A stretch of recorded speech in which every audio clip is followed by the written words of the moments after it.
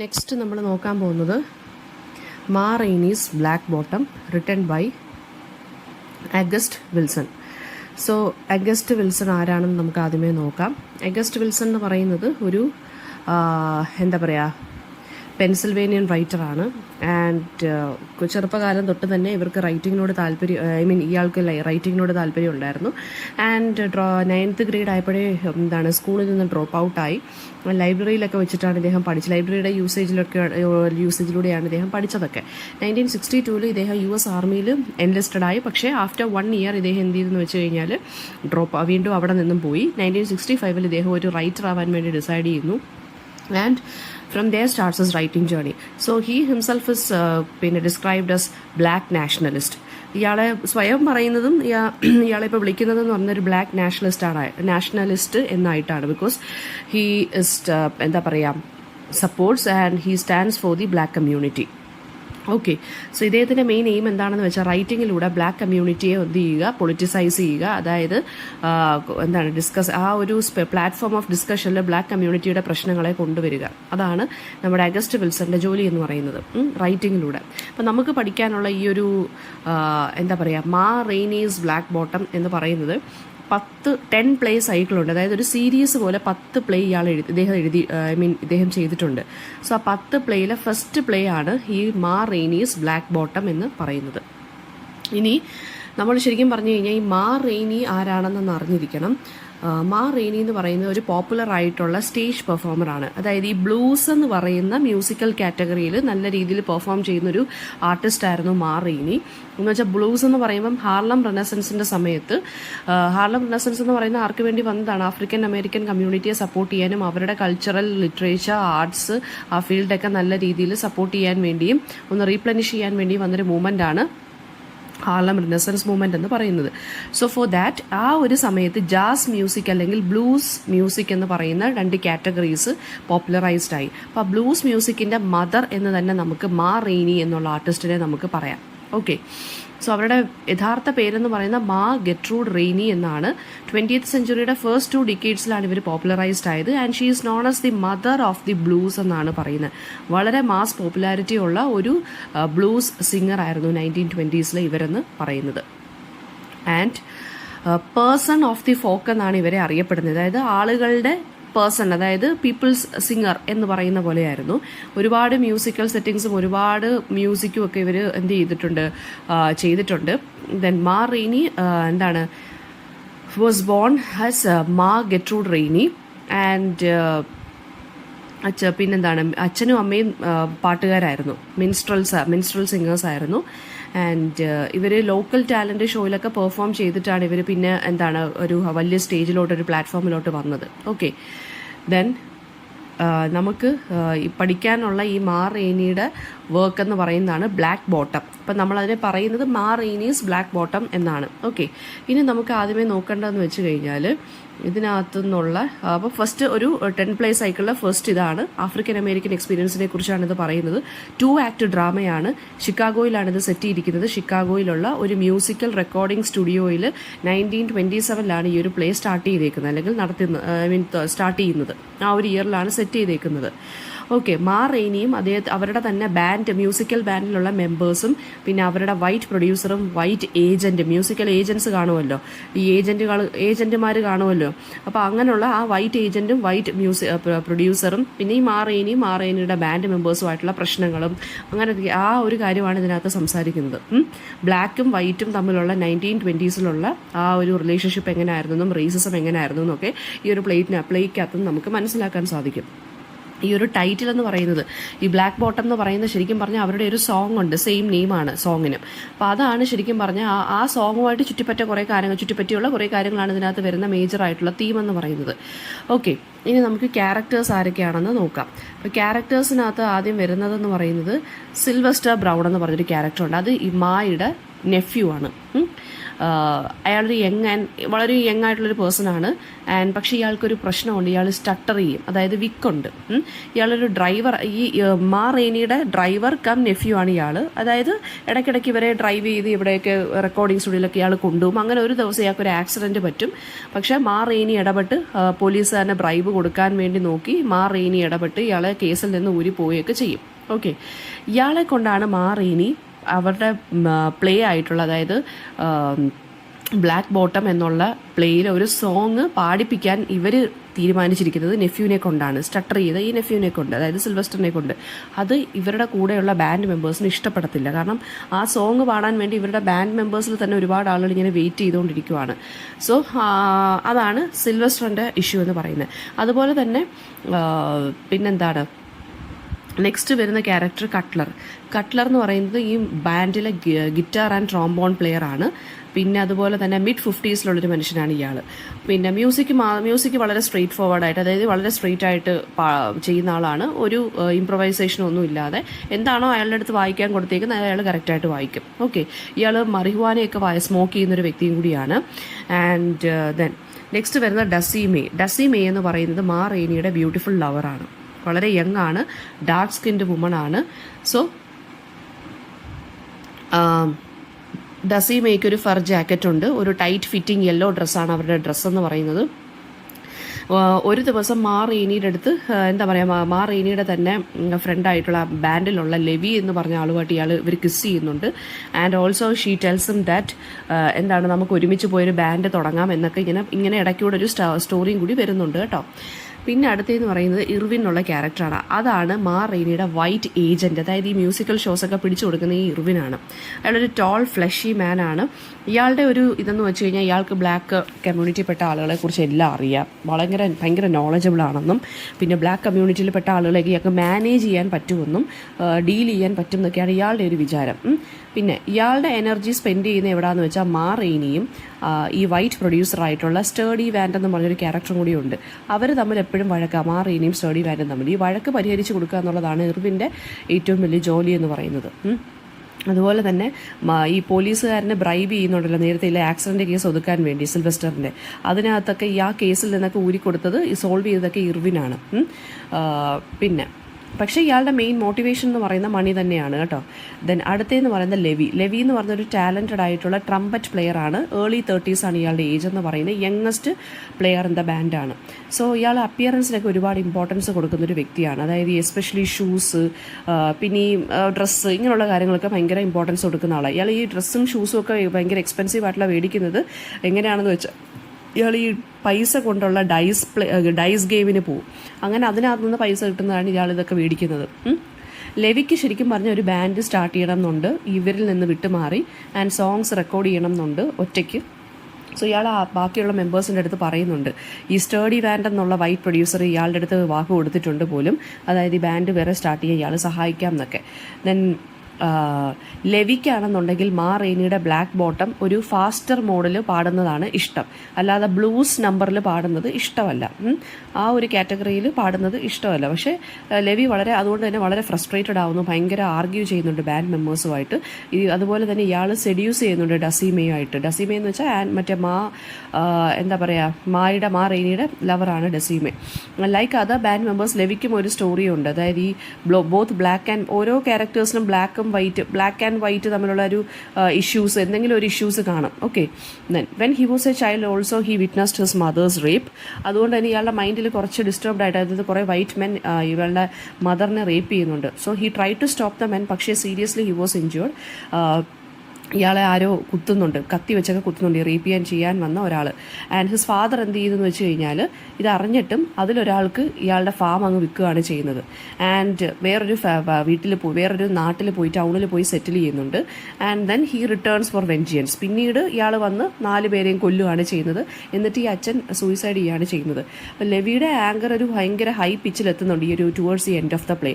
അതായത് എന്തുകൊണ്ടായിരിക്കും ലെവിയുടെ anchor high പിച്ചിലെത്തുന്നതെന്ന് വെച്ച് കഴിഞ്ഞാൽ, ശരിക്കും പറഞ്ഞാൽ ഈ മാ റെയ്നി എന്താണ് ഈ റെക്കോർഡ് ചെയ്യാൻ പോകുന്ന പാട്ട് ആരെ കൊണ്ടാണ് പഠിപ്പിക്കാൻ നിൽക്കുന്നത്? നെഫ്യൂവിനെ കൊണ്ട് പഠിപ്പിക്കാൻ നിൽക്കുമോ? ലെവിക്കാണെങ്കിൽ അത് വേറെ രീതിയിൽ പാടാൻ ആഗ്രഹവും ഉണ്ട്.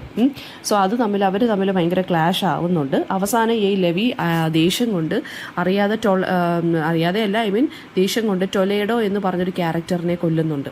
ടൊലേഡോ അറിയാതെ കണ്ട് ഇയാളുടെ ഷൂവിൽ ചവിട്ടുമ്പോൾ ഈ ക്യാരക്ടറിനെ ഇയാൾ കൊല്ലുന്നുണ്ട്. പിന്നെ പോലീസ്മാൻ്റെ ഒരു ക്യാരക്ടർ വരുന്നുണ്ട്, ഒരു third white man in the play. 2 white man already ഉണ്ട്. മൂന്നാമത്തെ വൈറ്റ് മാൻ എന്ന് പറയുന്നത് പോലീസ്മാനാണ്. ബാക്കി എല്ലാവരും ബ്ലാക്ക് ക്യാരക്ടേഴ്സാണ് കേട്ടോ. മറ്റേ ആക്സിഡൻ്റ് സ്റ്റോറിയുടെ ഇതൊക്കെ ഇയാളാണ്, ഈ പോലീസ്മാനാണ് ബ്രൈബ് ചെയ്യാനൊക്കെ ശ്രമിച്ചത് ഇയാൾ. പിന്നെ മാ റെയ്നി എന്ന് പറയുന്നത് എന്താ പറയുക, പിന്നെ ഈ ഒരു അതായത് നമ്മുടെ റിയൽ ആയിട്ടുള്ളൊരു ക്യാരക്ടറാണ്.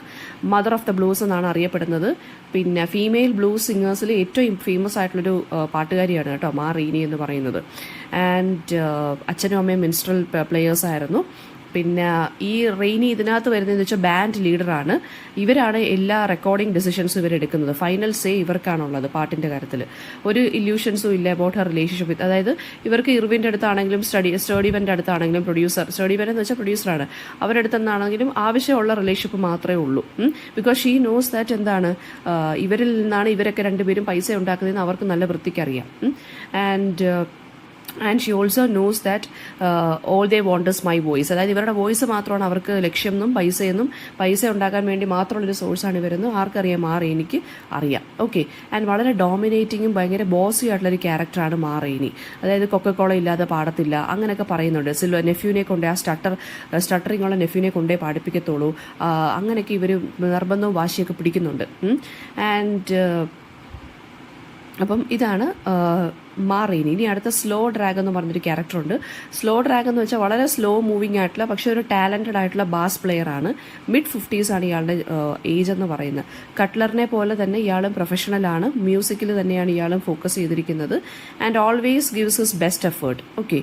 സ്ലോ ഡ്രാഗിൻ്റെ നെയിം എന്ന് പറയുന്നത് ശരിക്കും പറഞ്ഞാൽ ഇയാൾക്ക് ഈ പേര് കിട്ടിയത് അയാളൊരു സ്ത്രീയുമായിട്ട് സ്ലോ ഡാൻസ് ചെയ്തു പൈസയ്ക്ക് വേണ്ടി ഒരു കോൺടെസ്റ്റിൽ. ഓക്കെ. അങ്ങനെയാണ് ഇയാൾക്ക് ഈ ഒരു പേര് വന്നത്. പിന്നെ മെൽ സ്റ്റേർഡിവെൻ്റ് എന്നാണ് ഇയാളുടെ പേര്. പ്രൊഡ്യൂസറാണ്, വൈറ്റ് പ്രൊഡ്യൂസറാണ്, മാ റെയ്നിയുടെ പ്രൊഡ്യൂസറാണ്. ഈ റെക്കോർഡിംഗ് സ്റ്റുഡിയോയുടെ ഓണറും കൂടിയാണ്. ഭയങ്കര എന്താ പറയുക, പെന്നി പിഞ്ചിങ്, അതായത് അയാൾ ഭയങ്കര പൈസയ്ക്ക് വേണ്ടി അയാൾ എന്തും ചെയ്യുന്നൊരു മനുഷ്യനാണ് കേട്ടോ. പിന്നെ ഈ ബ്ലാക്ക് പെർഫോമേഴ്സുമായിട്ട് ഡീൽ ചെയ്യുന്നതിൽ കുറച്ച് അൺകംഫർട്ടബിൾ ആണ് ഇയാൾ.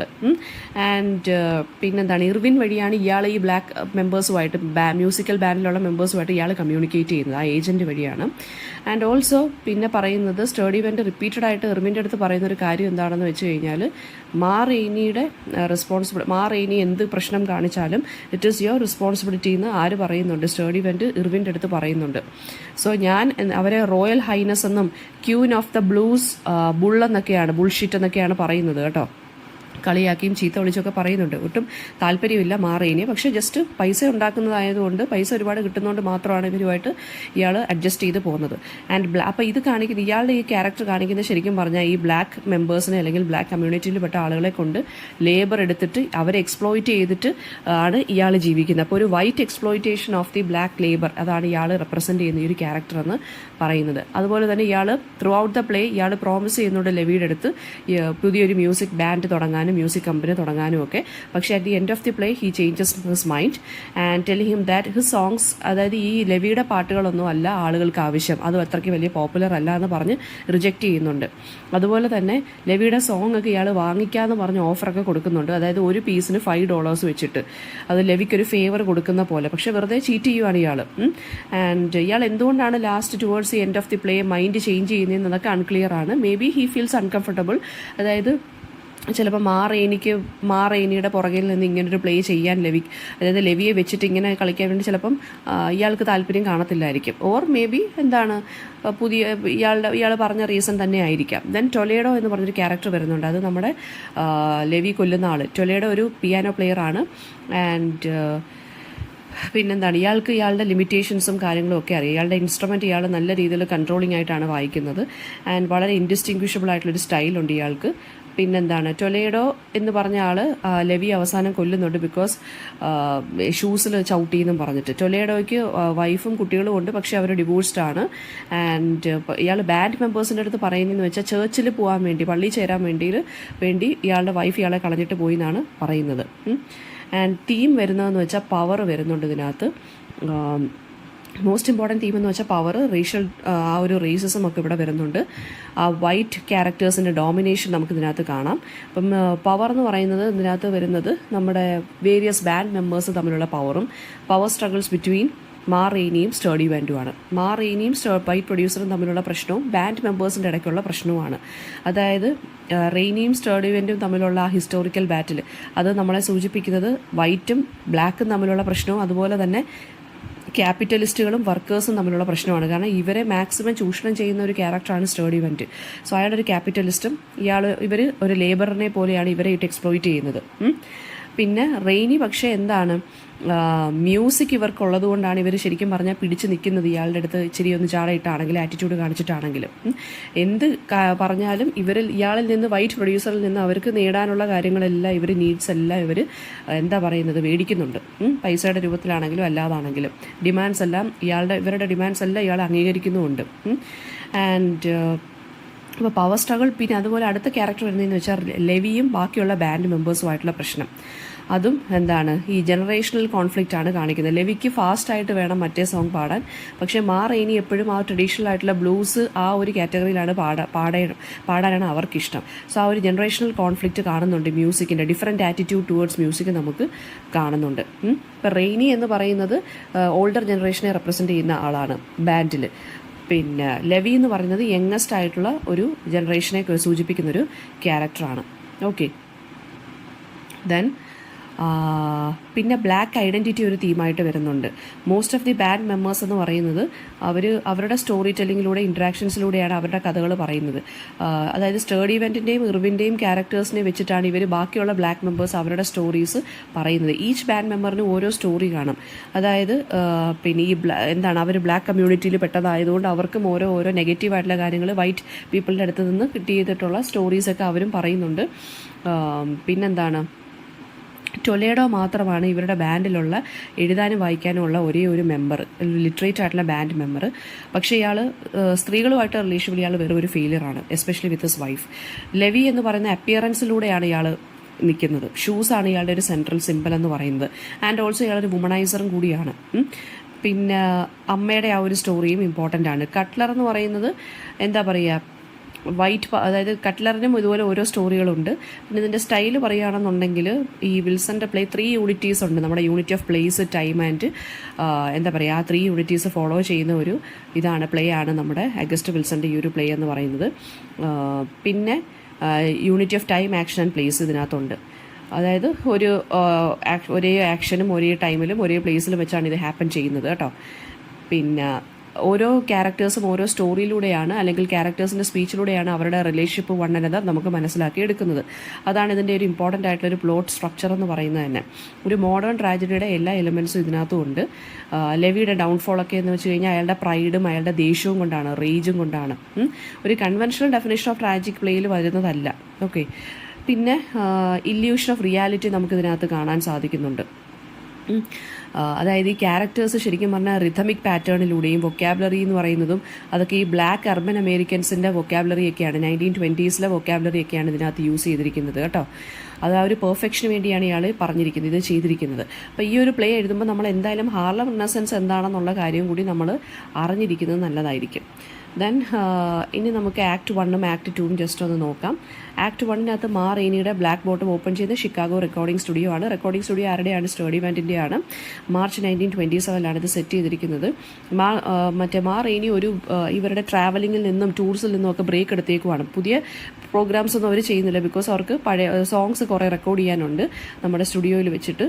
സോ സ്റ്റേർഡി വാൻഡ് ഇപ്പം രാവിലെ ആകുമ്പോഴത്തേക്കും സ്റ്റേർഡി വാൻഡ് ഇർവിൻ്റെ അടുത്ത് വോൺ ചെയ്യുന്നുണ്ട്. അതായത് മാ റെയ്നിയുടെ ഈ ബാൻഡ് മെമ്പേഴ്സിൻ്റെ അടുത്തും ബാൻഡ് മെമ്പേഴ്സിൻ്റെ ആറ്റിറ്റ്യൂഡും ഇവരുടെ ആറ്റിറ്റ്യൂഡും ഒന്നും ഞാൻ ഇനി പുട്ടപ്പ് ചെയ്യത്തില്ല, അതായത് ഞാൻ ഇനി ഒന്നും അഡ്ജസ്റ്റ് ചെയ്യത്തില്ല എന്നൊക്കെ വാർണിംഗ് ഒക്കെ കൊടുക്കുന്നുണ്ട് ആക്ട് 1-ൽ. അതുപോലെ തന്നെ മാ റെയ്നിയെ സ്റ്റേർഡി വാൻഡ് പറയുന്നത് പ്രിമാ ഡോണ എന്നാണ്, അതായത് ഭയങ്കര ഡോമിനേറ്റിംഗ് ആയിട്ടൊരു ക്യാരക്ടറെ പോലെയാണ് പറയുന്നത്. ആൻഡ് എന്ത് വേണമെന്നുണ്ടെങ്കിൽ, അതായത് ലോകം തന്നെ കാൽച്ചുവട്ടിലാണെന്നുള്ളൊരു ആറ്റിറ്റ്യൂഡിലാണ് ഇവർ നടക്കുന്നതെന്നൊക്കെയാണ് പറയുന്നത്. ആൻഡ് ഇർവിനാണ് അഷ്യൂർ ചെയ്യുന്നത് എന്താണ് റെയിനിയെക്കുറിച്ച് അങ്ങനെയൊന്നും ഇല്ല എന്നൊക്കെ പറഞ്ഞ് അഷ്യൂർ ചെയ്യുന്നത് ഇർവിനാണ്. ആൻഡ് കറക്റ്റ് സമയത്തിന് തന്നെ അവർ വന്ന് റെക്കോർഡ് ചെയ്തോളും എന്നൊക്കെ ഇയാളാണ് ഇർവിനെ സ്റ്റേർഡിവനെ പറഞ്ഞ് കൺവിൻസ് ചെയ്യുന്നത്. ഓക്കെ, അപ്പം സ്റ്റേർഡിവൻ പറയുന്നുണ്ട് എനിക്ക് ഇവരുടെ ആറ്റിറ്റ്യൂഡൊന്നും അങ്ങോട്ട് താല്പര്യം ഇടുന്നില്ല, പക്ഷേ ഓഡിയൻസിനെ വെച്ചിട്ടാണ് ഞാൻ ഇവരെ ശരിക്കും പറഞ്ഞാൽ ഇപ്പോൾ അഡ്ജസ്റ്റ് ചെയ്ത് പോകുന്നതെന്ന്. ആൻഡ് കട്ട്ലറും ബാനും പിന്നീട് ഷോർട്ട്ലി അപ്പിയർ ചെയ്യുന്നുണ്ട് ആക്ടിലോട്ട്. ആൻഡ് ലെവി പുതിയ ഷൂസുമായിട്ട് വരുന്നുണ്ട്. എവിടെ നിന്നാണ്, അതായത് ഡൈസ് ഗെയിം കളിച്ചിട്ടാണ് ഇയാൾക്ക് പൈസ കിട്ടി മേടിച്ച ഷൂ ആണെന്ന് പറയുന്നുണ്ട്. പിന്നെ ഫ്ലോർ ഷൂസ് എന്നാണ് ഇതിനെ പറയുന്നത് കേട്ടോ. അത് ശരിക്കും പറഞ്ഞാൽ ഈ ഷൂ പുതിയത് മേടിക്കുന്നത് തന്നെ അവൻ്റെ മ്യൂസിക്കൽ ടേസ്റ്റ് ബ്ലൂസിൽ നിന്ന് ജാസിലോട്ട് പോകുന്നുണ്ടെന്നുള്ളൊരു ഇൻഡിക്കേഷനാണ് കാണിക്കുന്നത്. അത് സ്റ്റേർഡി വാനിനെ എക്സ്പ്ലോയിറ്റ് ചെയ്യാൻ വേണ്ടിയാണ് ശരിക്കും പറഞ്ഞാൽ ഇയാൾ സ്വന്തമായിട്ടും ബാൻഡ് തുടങ്ങിക്കോളൂ, ഞാൻ പൈസ തരാം എന്നൊക്കെ പറയുന്നത്. ആൻഡ് റെയിനിയുടെ ബ്ലാക്ക് ബോട്ടം ഇവന് പുതിയൊരു വേർഷനിൽ വേണം ഇയാൾക്ക് പാടാനാണ് താല്പര്യം ലെവിക്ക്. ഓക്കെ, ഇനി അപ്പോൾ ഈ ബാൻഡ് പ്ലെയേഴ്സ് തമ്മിലുള്ള പ്രശ്നങ്ങളും ടോക്കിങ്ങും ഒക്കെയാണ് ആക്ട് 1 പറയുന്നത്. ലെവി എല്ലാ ക്യാരക്ടേഴ്സുമായിട്ട് ഓൾമോസ്റ്റ് എവറി ക്യാരക്ടറുമായിട്ട് ഇയാൾ ആർഗ്യൂ ചെയ്യുന്നുണ്ട്. ഓക്കെ, ദെൻ പിന്നെ റെയിനി വരുവാണ്. അവരുടെ എൻട്രൻസ് അലോങ് വിത്ത് സിൽവസ്റ്റർ, ഡസി മേയുമായിട്ടും പോലീസുകാരനുമായിട്ടാണ് വരുന്നത് ഈ ഒരു സീനിലോട്ട്. അതായത് പോലീസുകാരൻ ത്രട്ടൺ ചെയ്യുവാണ്, അറസ്റ്റ് ചെയ്യും. ക്യാബ് ഡ്രൈവറിനെ എന്ത് ചെയ്യുവാണ്, ആക്സിഡന്റ് പറ്റി ആ ഓട്ടോമൊബൈൽ ആക്സിഡന്റിനെ വെച്ചിട്ട് അറസ്റ്റ് ചെയ്യുമെന്ന് പറഞ്ഞുകൊണ്ട് പോലീസുകാരൻ വരുവാണ്. പിന്നെന്താണ് അപ്പോൾ ശരിക്കും പറഞ്ഞാൽ ഇവിടെ അഗസ്റ്റ് വിൽസൺ പറഞ്ഞേക്കുന്നതെന്ന് വെച്ച് കഴിഞ്ഞാൽ ഈ ഇങ്ങനെയുള്ള സിനാറിയോസ് ഉണ്ടല്ലോ, ഈ വൈറ്റ് പോലീസുകാരൻ വന്ന് ഈ ബ്ലാക്ക് പീപ്പിളിനെയൊക്കെ ഭീഷണിപ്പെടുത്തുക, അതൊക്കെയെന്ന് വെച്ച് കഴിഞ്ഞാൽ എപ്പോഴും കോമൺ ആയിട്ട് കാണുന്ന ഒരു കൈൻഡ് ഓഫ് സെനാറിയോ ആണ് കേട്ടോ. അത് യൂണിവേഴ്സലാണ്. അതായത് ഈ വൈറ്റ് പോലീസുകാരൻ എന്തായാലും അവർക്ക് ബ്ലാക്ക് കമ്മ്യൂണിറ്റിപ്പെട്ടവരെ ഇഷ്ടമല്ല. സോ അപ്പോൾ ഒരു ബ്ലാക്ക് ഡ്രൈവർ ഓടിച്ച കാറിന് ഒരു ആക്സിഡന്റ് പറ്റിയെന്ന് വെച്ച് കഴിഞ്ഞാൽ ഇയാൾ വെറുതെ വിടത്തില്ലല്ലോ. അപ്പോൾ അതുപോലെ തന്നെ എന്താണ് ഇവിടെ ഒരു ബ്ലാക്ക് എക്സ്പ്ലോയിറ്റേഷനും ഹാപ്പൻ ചെയ്യുന്നുണ്ട് നമ്മുടെ സ്റ്റേർഡിവൻ്റെ റെയിനിയും തമ്മിലുള്ള ആ ഒരു റിലേഷൻഷിപ്പിനെ കുറിച്ച് പറയുവാണെന്നുണ്ടെങ്കിൽ. പിന്നെ ആക്ട് 1 എൻഡ് ചെയ്യുന്നത് Levi the youngest band member telling mother's rape, അവരുടെ സ്റ്റോറി ഓഫ് മദേഴ്സ് റേപ്പ് പറയുന്നതിനുമാണ് ഇത് എൻഡ് ചെയ്യുന്നത്. And his father's murder. Okay, അപ്പോൾ റേപ്പ് ചെയ്ത് വൈറ്റ് പീപ്പിൾ ആയതുകൊണ്ട് അച്ഛൻ പോയി കൊല്ലുന്നുണ്ട്. അപ്പോൾ അച്ഛൻ സൂയിസൈഡ് ചെയ്യുന്നുണ്ട്. അപ്പോൾ ഈ കഥകളൊക്കെയാണ് ഇവൻ ആദ്യമായിട്ട് ആക്ട് 1 ബാക്കിയുള്ള മെമ്പേഴ്സിൻ്റെ അടുത്ത് പറയുന്നത്. So and another important thing to remember is that action in this act എന്ന് പറയുന്നത് ഇൻ വാട്ട് ഹാപ്പൻസ്. അതായത് ഇമോഷണൽ ആയിട്ടുള്ള ആ ഒരു ആക്ഷനാണ് ഈ ഫസ്റ്റ് ആക്ടിൽ ഹാപ്പൻ ചെയ്യുന്നത്. ബാൻഡ് മെമ്പേഴ്സ് അങ്ങോട്ടും ഇങ്ങോട്ടും ഇൻട്രാക്ട് ചെയ്യുന്നതും ഒരു വൈറ്റ് പീപ്പിളായിട്ട് എങ്ങനെ ഇൻട്രാക്ട് ചെയ്യുന്നതും ആ ഒരു ഇമോഷണൽ ആയിട്ടുള്ള കാര്യമാണ് ഇവിടെ ഹാപ്പൻ ചെയ്യുന്നത്. അടുത്തത് ആക്ട് 2 എന്ന് പറയുന്നതിനകത്ത് റെയിനി എന്താ പറയുക, റെയിനി പറയുവാണ് ഈ സിൽവസ്റ്ററിനെ റെയിനിയസ് ബ്ലാക്ക് ബോട്ടത്തിലോട്ട് ഇൻട്രൊഡ്യൂസ് ചെയ്യുവാണ്, അവനാണ് റെക്കോർഡ് ചെയ്യാൻ പോകുന്നതെന്ന് പറയുന്നു. പക്ഷേ ബാൻഡ് മെമ്പേഴ്സും ഇർവിനും പറയുന്നത് അതൊരു ബാഡ് ഐഡിയ ആണ് ബിക്കോസ് ഓഫ് സ്റ്റട്ടറിങ്. പക്ഷേ റെയിനി ഇൻസിസ്റ്റ് ചെയ്യുവാണ്. ആൻഡ് എന്തുകൊണ്ടാണ് ഇൻസിസ്റ്റ് ചെയ്യുന്നതെന്ന് വെച്ച് കഴിഞ്ഞാൽ ഒരു പവർലെസ് ആയിട്ടുള്ളൊരു ബ്ലാക്ക് കമ്മ്യൂണിറ്റിയിൽ പെട്ട ഒരാൾ, അയാൾക്ക് സ്റ്റട്ടറിങ് എന്ന് പറഞ്ഞൊരു പ്രശ്നമുണ്ട്. അപ്പോൾ അയാൾക്ക് പാടാൻ കൊടുക്കുന്നത് വഴി ഇയാളെ ലിറ്ററലി ആൻഡ് ഫിഗറേറ്റീവ്ലി ഇയാളെ പവർഫുൾ ആക്കി മാറ്റുകയാണ് ചെയ്യുന്നത്. ഇവരുടെ കമ്മ്യൂണിറ്റിയിൽ ഒരാളെ ഉയർത്തിക്കൊണ്ട് വരാനാണ് റെയിനി ശ്രമിക്കുന്നത്. അതുകൊണ്ടാണ് ഈ സ്റ്റട്ടറിങ് ഉള്ള ആൾക്ക് തന്നെ ഈ പാട്ട് കൊടുക്കുന്നത്. ആൻഡ് ഈ ഡിമാൻഡും പിന്നെ കൊക്കക്കോള ഉണ്ടെങ്കിലേ ഞാൻ പാടത്തോളൂ എന്നൊക്കെ പറയുന്നത് ശരിക്കും പറഞ്ഞു കഴിഞ്ഞാൽ ഈ സെലിബ്രിറ്റീസിൻ്റെ തന്നെ ഒരു കൈൻഡ് ഓഫ് ഒരു ബിഹേവിയറാണ്. ഇച്ചിരി ഫേമസ് ആകുമ്പോൾ ഉള്ളൊരു പിടിവാശിയാണ്. ആൻഡ് റെയിനി പറയുന്നത് പിന്നെ അതുപോലെ തന്നെ ഈ വൈറ്റ് പ്രൊഡ്യൂസറിനെ ഒന്ന് നിലയ്ക്ക് നിർത്താനും കൂടിയാണ് ഇവർ കുറച്ചും കൂടി എന്ത് ചെയ്യുന്നത്, ഈ ഇത് ചെയ്യുന്നത്. അതായത് ഭയങ്കര വാശി പിടിച്ച് നിൽക്കുന്നത്. അതായത് ബ്ലാക്ക് പീപ്പിളിനെ അഡ്വാൻറ്റേജ് എടുത്തിട്ട് വൈറ്റ് പ്രൊഡ്യൂസർ അല്ലെങ്കിൽ ഇങ്ങനെയുള്ള വൈറ്റ് പ്രൊഡ്യൂസേഴ്സൊക്കെ നിൽക്കുന്നുണ്ടെന്ന് ഇവർക്ക് നല്ല ബോധമുണ്ട്. സോ അതുകൊണ്ടാണ് ഇവരുടെ എക്സ്പ്ലോയിറ്റേഷനും മിസ്ട്രീറ്റ്മെൻറ്റും എല്ലാം ഇവർക്ക് നല്ലപോലെ അറിയാം. അതുകൊണ്ടാണ് ഇയാളുടെ അടുത്ത് ഭയങ്കര ആറ്റിറ്റ്യൂഡ് ഇട്ട് ഇവർ നിൽക്കുന്നത്. ആൻഡ് അതുപോലെ തന്നെ ലെവിയുടെ അടുത്ത് സ്റ്റേർഡിവൻ്റെ പ്രോമിസ് ചെയ്യുന്നുണ്ട് പുതിയ സോങ്സ് ഒക്കെ പ്രൊഡ്യൂസ് ചെയ്യാമെന്നൊക്കെ റെക്കോർഡ് ചെയ്യാമെന്നൊക്കെ പറഞ്ഞു. പക്ഷേ ഇയാൾ തന്നെ ഇവരെ നമ്മുടെ ലെവിയെ ഹ്യൂമിലിയേറ്റ് ചെയ്യുന്നുണ്ട്. അതായത് ഇയാളുടെ മ്യൂസിക് പോപ്പുലർ അല്ല എന്ന് പറഞ്ഞുകൊണ്ട്, അതുകൊണ്ട് മ്യൂസിക് ബാൻഡ് സ്റ്റാർട്ട് ചെയ്യാനൊന്നും ഇയാൾ സഹായിക്കുന്നില്ല. സോ അങ്ങനെയാണ് ലെവി എന്ത് ചെയ്യുന്നത്, അതിൽ നിന്നുള്ള ദേഷ്യത്തിലൊക്കെയാണ് ലെവി എന്ത് ചെയ്യുന്നത്, ടൊലേഡോയെ സ്റ്റാബ് ചെയ്യുന്നത്. ശരിക്കും പറഞ്ഞു കഴിഞ്ഞാൽ കുത്തുന്നത് ടൊലേഡോ ഷൂയിൽ സ്റ്റെപ്പ് ചെയ്തുകൊണ്ടല്ല, ബിക്കോസ് ടൊലേഡോ എന്ന് പറയുന്നത് ഈ ലെവിയുടെ ആങ്കറിൻ്റെ ഒരു വിക്റ്റിമായി മാറുമായിരുന്നു. സ്റ്റേർഡിവൻ്റുമായിട്ടാണ് ലെവിക്ക് ശരിക്കും പറഞ്ഞാൽ പ്രശ്നം. ഒരു വാക്ക് തന്നിട്ട് ചതിച്ചു എന്നുള്ളത്. അവൻ്റെ ദേഷ്യം തീർത്തത് ആരുടെ അടുത്താണ്, ടൊലേഡോ അടുത്താണ്. ഓക്കെ, അപ്പോൾ ഇത്രയും കാര്യങ്ങളാണ് ഇതിനകത്ത് നോക്കാറുള്ളത്.